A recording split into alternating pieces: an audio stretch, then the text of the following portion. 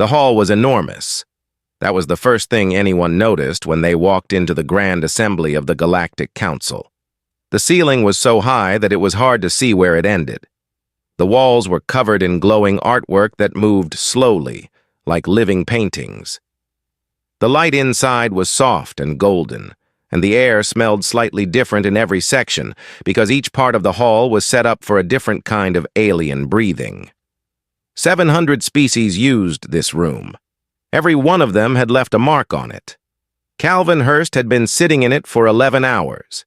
He was a tall man on the thinner side with short brown hair that had started to go gray at the edges sometime in the last 2 years.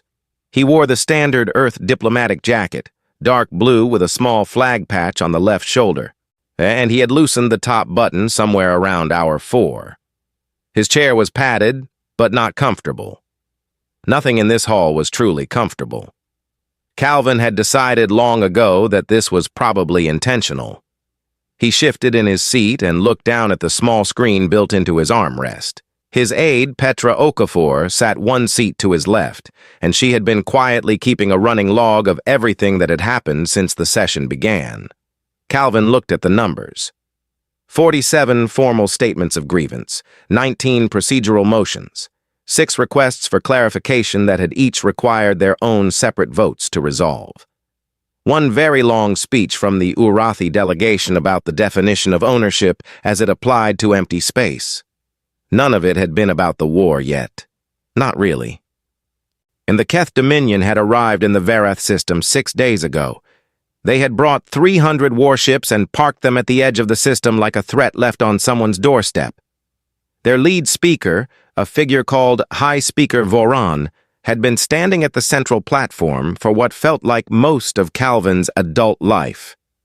Voran was tall, covered in scales that caught the light, and had 3 mouths, all of which were capable of speaking at the same time in a carefully arranged way that translated into something like formal legal speech. Right now, all 3 mouths were busy. The Dominion does not accept the authority of this body to place limits on our movement through unclaimed space, Voran was saying.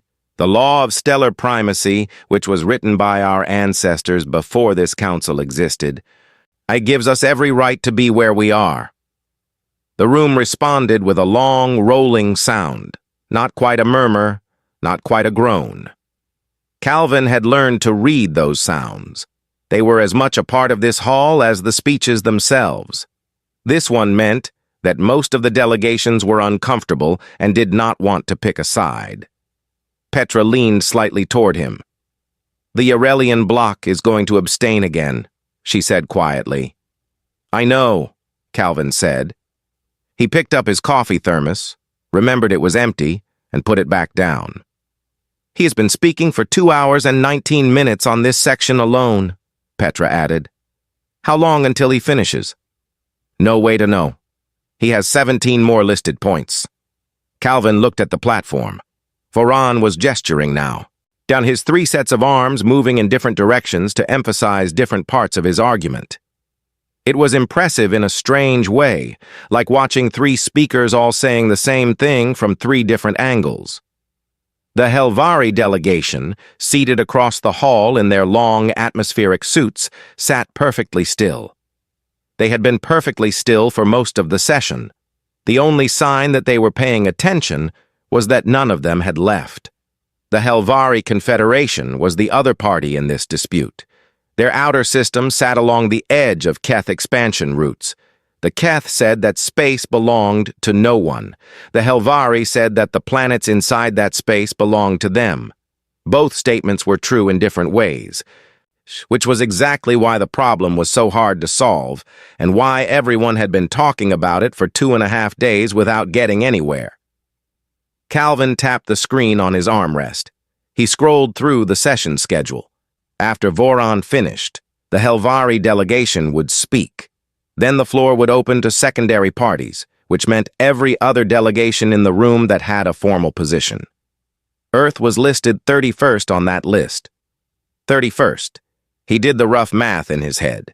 If each speaker took 30 minutes on average, which was optimistic, Earth would get to speak in about 15 hours. That assumed no procedural interruptions, which was never a safe assumption. The realistic number was probably closer to 18 or 20 hours from now. He looked at Petra.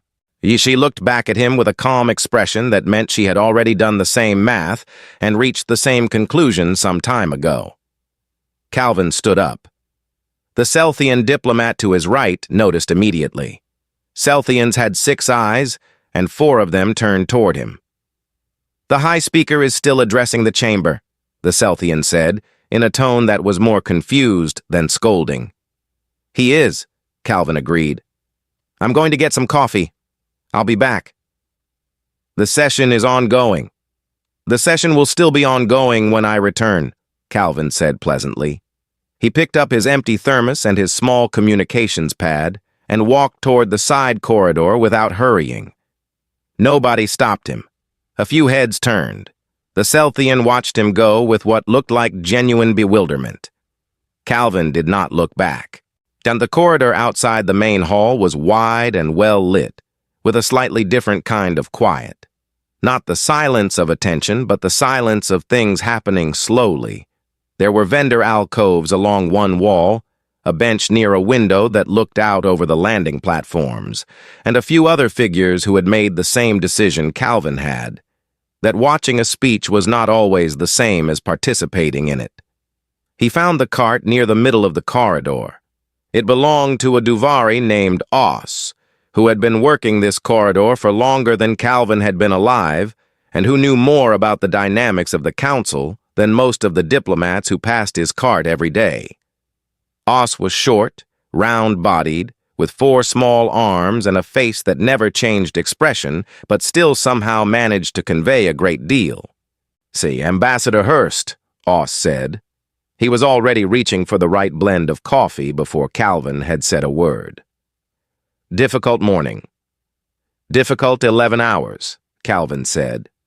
He leaned against the cart and let himself relax for the first time since dawn.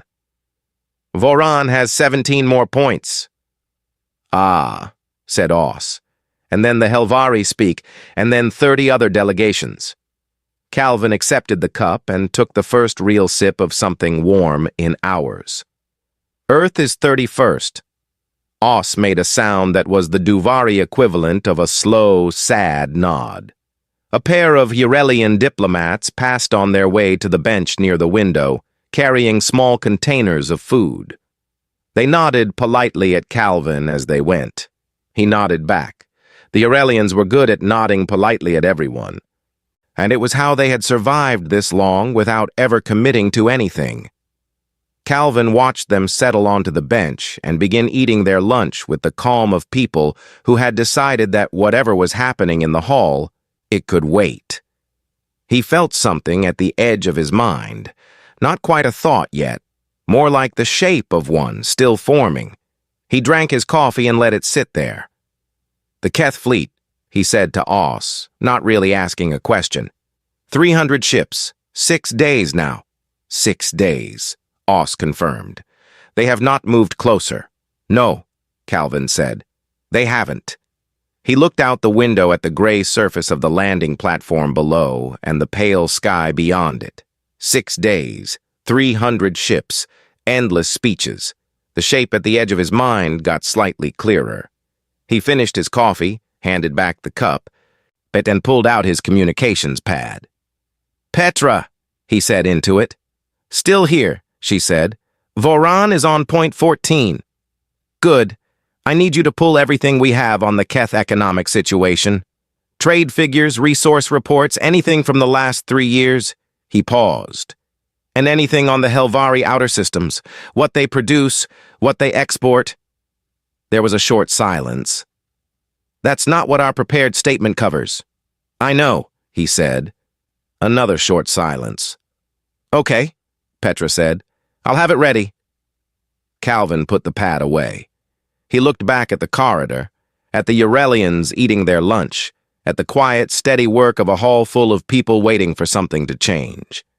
He went back for a second cup before returning to his seat.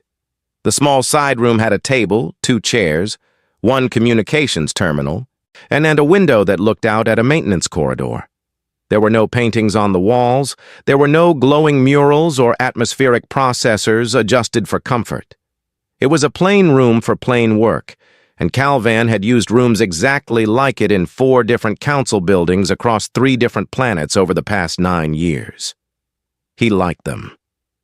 Plain rooms were honest. Petra sat across the table from him with her pad in one hand and a second screen open on the surface between them.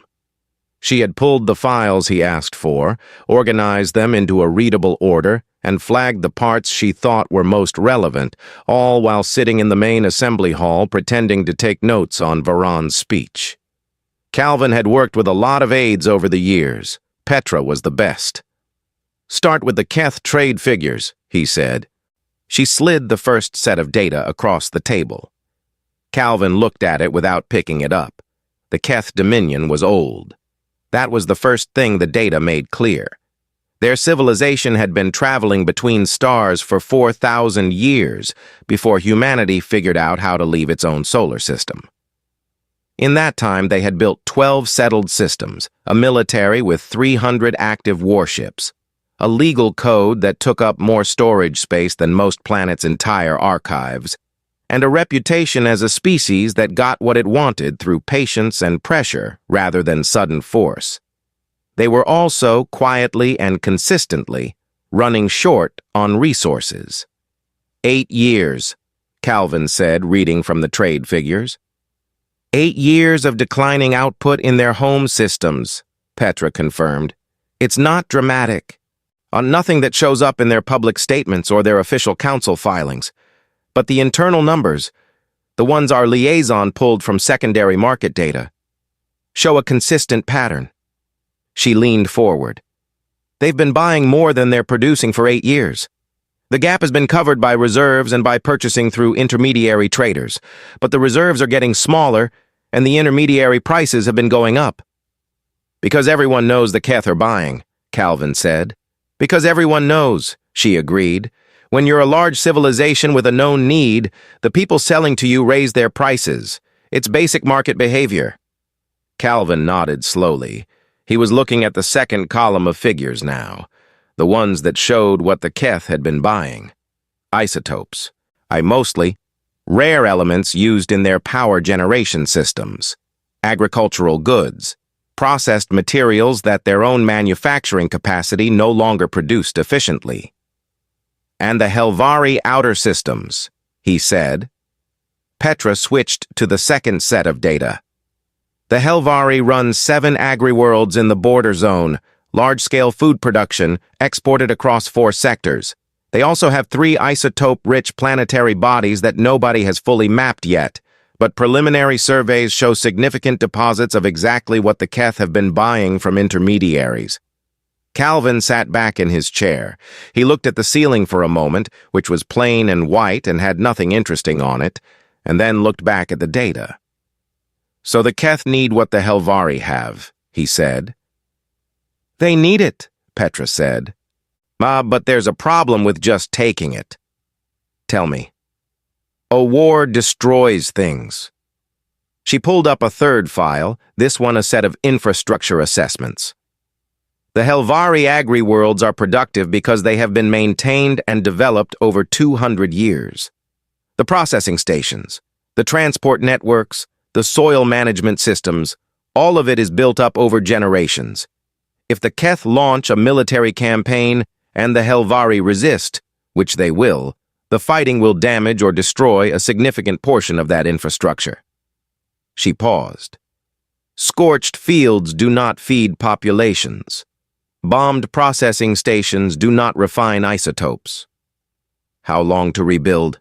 Calvin asked. Conservative estimate? 15 to 20 years before the captured systems are producing at the levels the Keth actually need. Calvin looked at her. And the Keth reserves last how long? At current consumption rates, without any new supply, somewhere between 4 and 7 years. The room was quiet for a moment. So, if they go to war and win, Calvin said slowly, They spend resources they don't have on a military campaign, take territory that will take 15 years to rebuild, and run out of what they needed before the territory can give it to them. That is one way to read it, Petra said carefully. It's the way the numbers read it. Yes, she said. But numbers do not always decide what species do. Pride decides, history decides. What their home population expects from them decides. Calvin nodded. That was true. It was always true. He had sat across the table from enough delegations over the years to know that the logical choice and the chosen choice were often two different things, and that the gap between them was filled with exactly the kind of things Petra had named. But someone in the Keth leadership knows, he said. Someone has seen these same numbers. Probably more than one person, Petra said.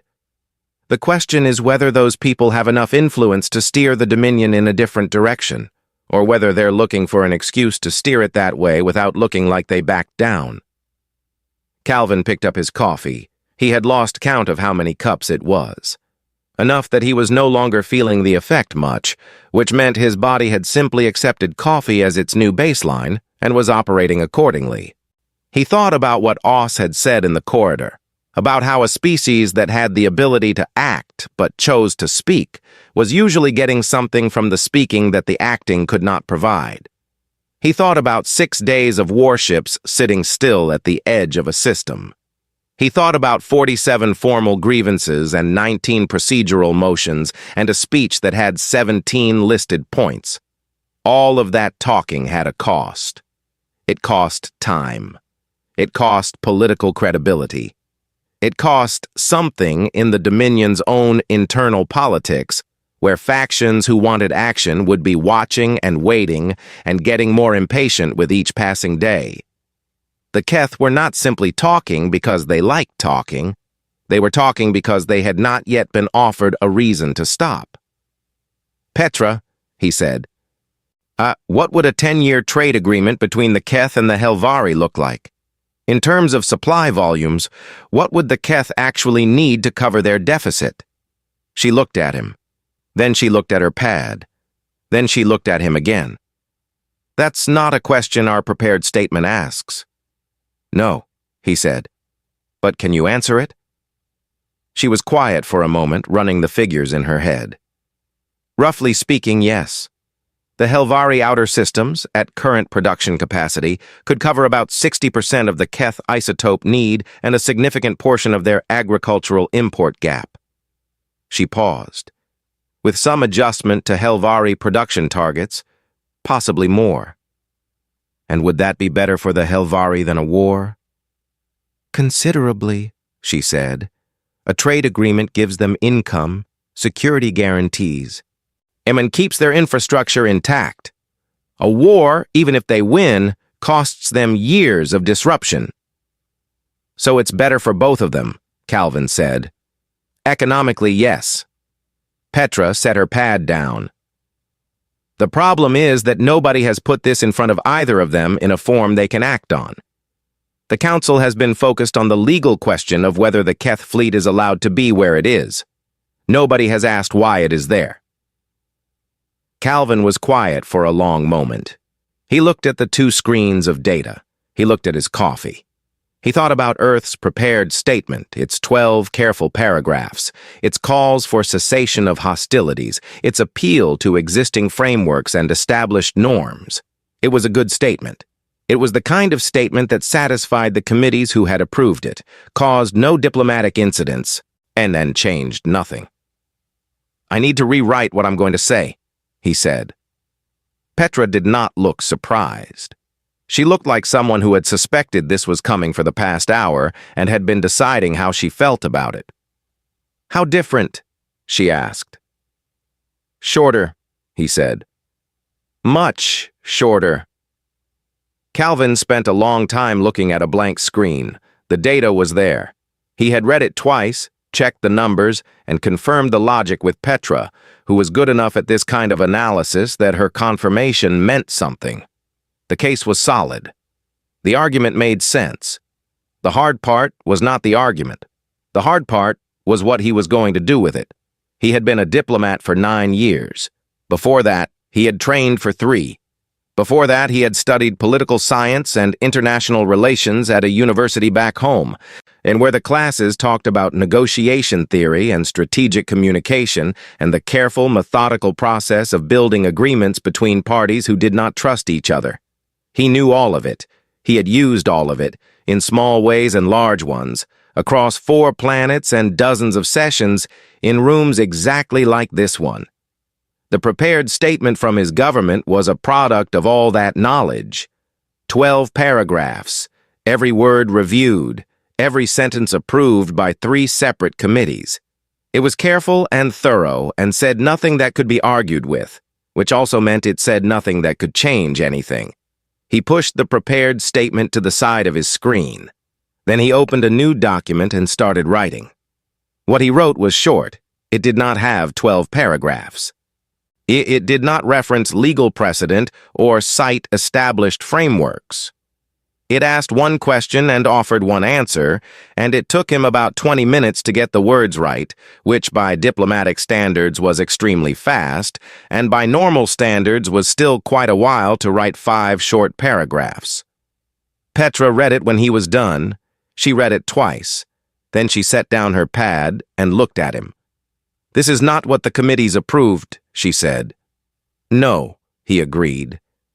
"It's also not what Earth's diplomatic policy guidelines recommend for situations involving third-party conflicts."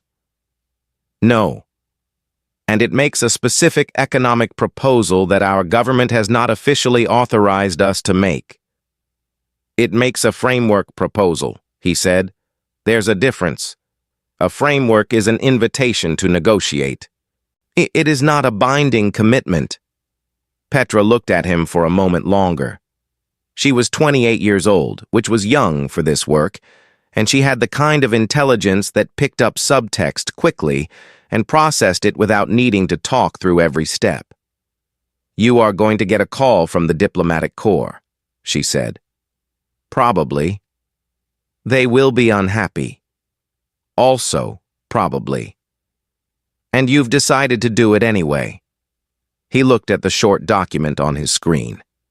"I've decided that the thing that might actually work is different from the thing that definitely won't," he said. "And since we're going to be standing at that platform in a few hours either way, I would rather say the thing that might work." Petra was quiet for a long moment. Then she nodded, once, and in a way that meant she did not necessarily agree with the decision, but respected the reasoning behind it. "I'll update your speaking notes," she said. They went back into the main hall about an hour before Earth's speaking slot. The session had continued in their absence the way a river continues when you step out of it, steadily, without noticing the gap. The 28th speaker was finishing when they returned to their seats. The 29th was a small delegation from a system Calvin had visited once, whose representative gave a careful statement about the importance of peaceful resolution that everyone in the room had already heard 17 variations of. Calvin sat and watched the hall. He had spent a lot of time in the past 11 hours watching this hall, but he looked at it differently now. But he was not watching to follow the proceedings. He was watching the people. The Helvari delegation had barely moved in hours. Their posture was the posture of people who were holding themselves very still because stillness was what they could control. Their outer systems were the center of this dispute. Their infrastructure, their farmlands, their resource deposits, all of it was sitting at the edge of a conversation about whether a war was going to happen. They had come to this hall to argue that it should not, and they had done so formally and thoroughly, and now they were waiting to find out if any of it had mattered. The Keth delegation was harder to read. Voron had taken his seat after his address, and he sat with the particular stillness of someone who was paying attention to everything while appearing to pay attention to nothing. And Calvin had seen that kind of stillness before. It was the stillness of someone who had said what they came to say and was now waiting to see what came back. The 29th speaker finished. Councillor Yem, the session chair, announced the Earth delegation with the flat efficiency of someone who had made this kind of announcement several hundred times. Calvin stood up. Petra touched his arm once as he moved toward the floor. Not to stop him, just to make contact. He understood what it meant. He nodded and kept walking. The platform was in the center of the hall, slightly raised, with a translation array built into the podium that would carry his words to every species in the room, in whatever form their biology could receive. Calvin had used this specific platform 3 times before. He knew how his voice would carry. He knew that the acoustics made every word equally clear in every section of the room. He set his notes on the podium. He looked out at the hall. 700 species worth of tired, patient, cautious diplomats looked back at him. He did not read the prepared statement. "I will be brief," he said. "The Council has heard many thorough arguments today, and I do not plan to add another long one." A few heads shifted. In the Keth section, Voron turned slightly toward the platform. "The Earth delegation has looked carefully at this situation," Calvin continued, "and we have reached a conclusion that we want to share plainly. The Keth Dominion has a real resource need. This is not a secret if you look at the available data. Their home systems are producing less than they need. Or they have been buying from intermediaries at increasing cost for 8 years. What the Helvari outer systems produce is exactly what the Keth have been trying to find elsewhere." The hall was very quiet. Not the performative quiet of formal session, the genuine quiet of a room that was listening. "The Helvari Confederation has a real security need," he went on. 300 warships at your border is a serious situation regardless of the legal arguments about what rights exist in unclaimed space. That concern is also real." He paused. He let the pause sit. "Earth would like to propose that instead of continuing to debate who is correct in a legal sense, the Council help both parties negotiate directly. Specifically, a 10-year trade agreement covering isotope supply and agricultural goods. Fixed pricing. Access guarantees. A clear security arrangement for Helvari territory. A withdrawal schedule for the Keth fleet." He kept his voice level and his pace steady. "Earth is willing to act as a neutral party in those negotiations and to offer our own commercial networks as a supply buffer during any transition period. Based on our analysis, this arrangement would give the Keth Dominion more of what they actually need than a military campaign would, and it would give the Helvari Confederation more stability and security than they currently have." Calvin looked across the hall toward Voron. Voron looked back. His 3 mouths were closed. His expression did not change, but he was looking. "I am available to speak with either delegation at any time," Calvin said. "Thank you." He stepped down from the platform. The hall did not applaud. It did not murmur or react in any of the usual ways. It held a particular kind of silence that Calvin had only heard a handful of times in 9 years of diplomatic work. It was the silence of people doing fast, quiet math. Councillor Yim called a recess 38 minutes after Calvin stepped off the platform. This was unusual. Recesses in the Grand Assembly were typically scheduled at fixed intervals and rarely called early unless something had gone wrong with the ventilation or someone had fainted. Calling a recess in the middle of the speaking order with 12 delegations still waiting for their slot meant that something had shifted. Calvin was back at Oss's cart in the corridor outside before most of the delegations had finished filing out of the hall. "That was a short statement," Oss said, handing over a cup without being asked. "Yeah, it was the right length," Calvin said. He leaned against the cart and watched the corridor fill slowly with the usual mix of aides, advisors, and senior diplomats who were now all checking their communications and speaking quietly to their colleagues. The energy was different from the usual recess energy.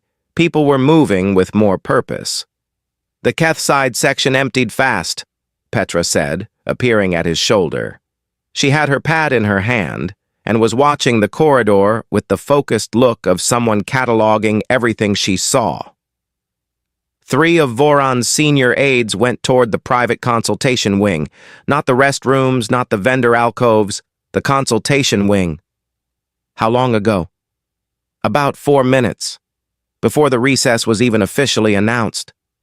Calvin took a slow sip of coffee. And the consultation wing was on the other side of the building, and it was restricted access. Only delegations with active sessions had clearance to use the rooms there. The Keth delegation still had active session status. They had the right to be there.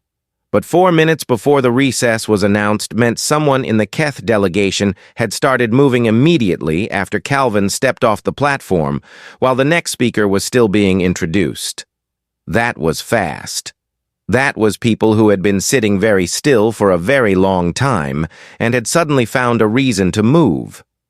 Good, Calvin said. Petra looked at him sideways. Good? It means someone heard something worth responding to. Or it means they're angry and going to file a formal objection to Earth's statement. That's also possible, he agreed. And he said it calmly, because it was true. He had made a proposal that the Keth had not asked for, framed in terms of what the Keth needed rather than what the Keth were entitled to. Some factions within the Dominion would read that as respectful and practical.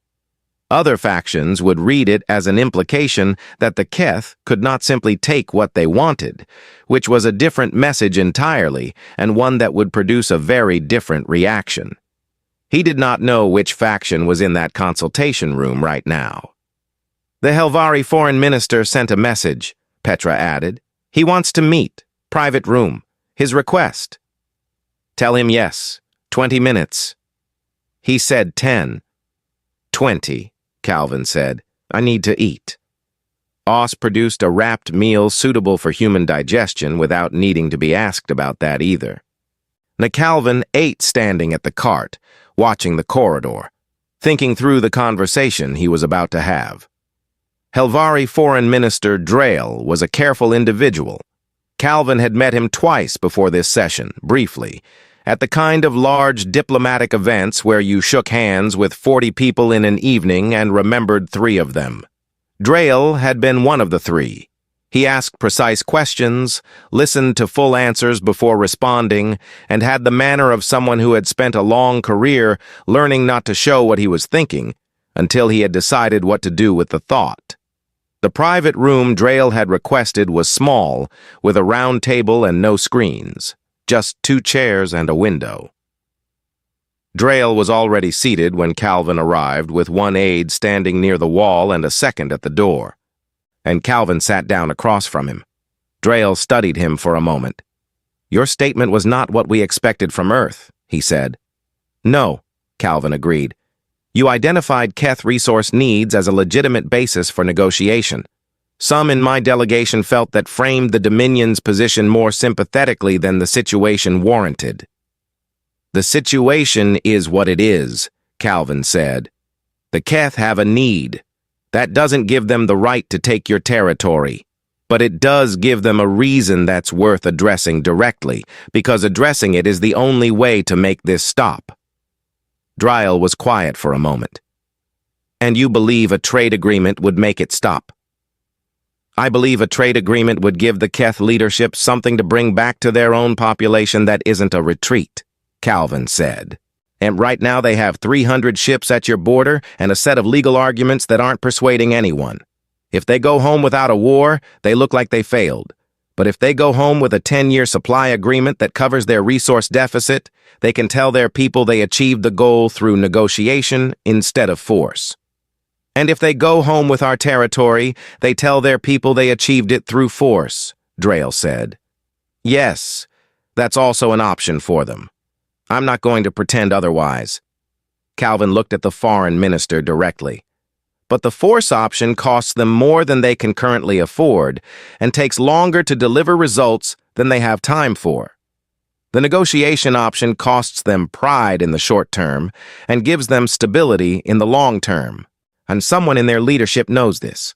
The question is whether they have room to act on it. And you think your proposal gives them that room? I think it opens a door, Calvin said. What they do with the door is still up to them. Drayle asked 7 more questions over the next 30 minutes. They were specific, careful questions about supply volumes and pricing mechanisms and what security provisions would look like in practice. Calvin answered each one directly. Where he did not have a precise answer, he said so. This seemed to affect Drayle in a noticeable way.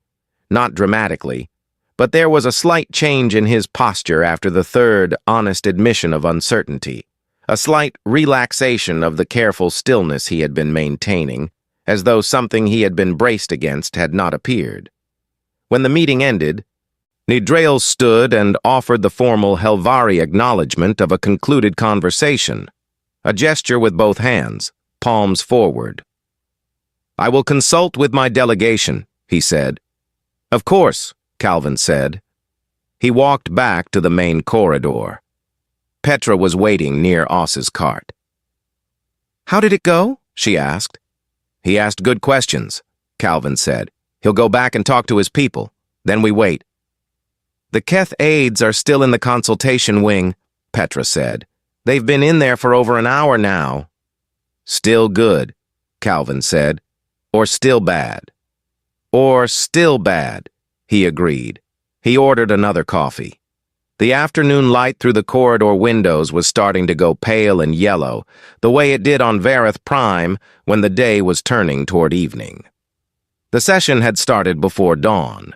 It might go past midnight. Calvin drank his coffee and waited, which was most of what diplomatic work was when you got down to it. The message came through the council's formal channel at just past 8 in the evening, local time. It was brief and written in the careful language of official council communication, which meant it had been reviewed by at least 3 parties before being sent. It requested a closed session between the Keth Dominion, the Helvari Confederation, and the Earth Delegation, to be facilitated by Councillor Yem. It was not an agreement. It was an invitation to sit in a room together and talk about whether an agreement was possible, which in diplomatic terms was approximately the distance between nothing and something. Calvin read it twice in the main corridor outside the assembly hall, and standing near Oss's cart with his 7th or 8th cup of coffee going cold in his hand. "That's promising," Oss said, reading his face. "It's a start," Calvin said. "In my experience," Oss said, "a start is usually the hardest part." Calvin thought about that. He thought about 6 days of warships at a system's edge. He thought about 11 hours of speeches and 47 formal grievances and a speech with 17 listed points. He thought about Drayle asking careful questions in a small room with no screens, and about Keth aides moving quickly toward a consultation wing 4 minutes before a recess was officially called. A start was not the hardest part.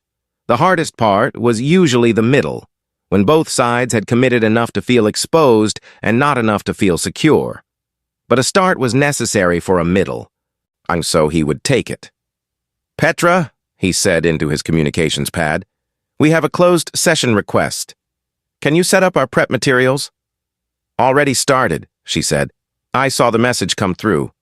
Do you want the full briefing pack or the short version?" "Short version. We don't have long." The closed session took place in one of the council's smaller conference rooms, a space designed specifically for this kind of conversation. No public gallery, no translation broadcast to outside parties, just the 3 delegations and Councillor Yem at a circular table that was built to make it unclear who was sitting across from who. This was intentional. Tables without a clear opposite side were easier for negotiation than ones with a clear line down the middle. Voran attended personally, which Calvin had not been certain would happen. He brought 2 senior aides and a technical advisor. The Helvari sent Foreign Minister Drayle and 3 members of his team. Calvin brought Petra and 1 other aide, a quiet and thorough young man named Greg Sato, who was good at keeping accurate notes under pressure. The first hour was difficult in the way that first hours usually were. Voran restated the Keth position. Drayle restated the Helvari position.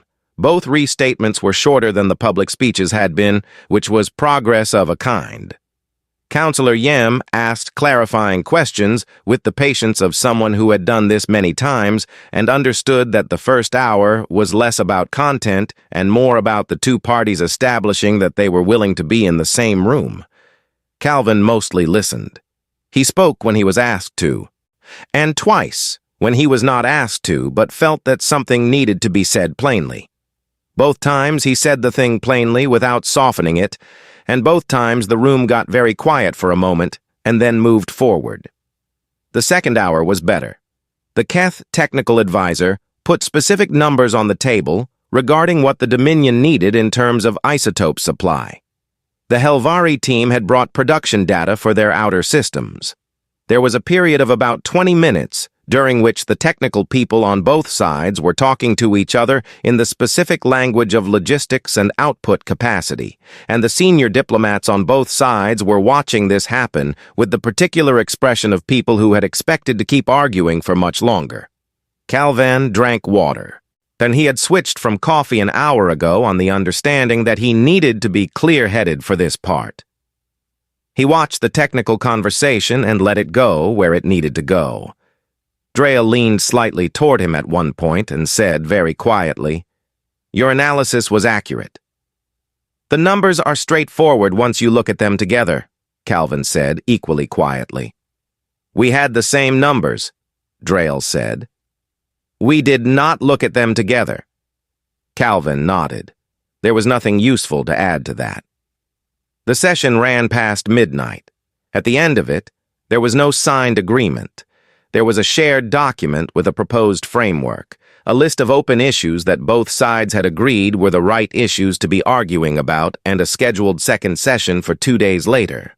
Counselor Yem noted the session closed with the formal language of official council process, which meant that what had happened in the room was now part of the record.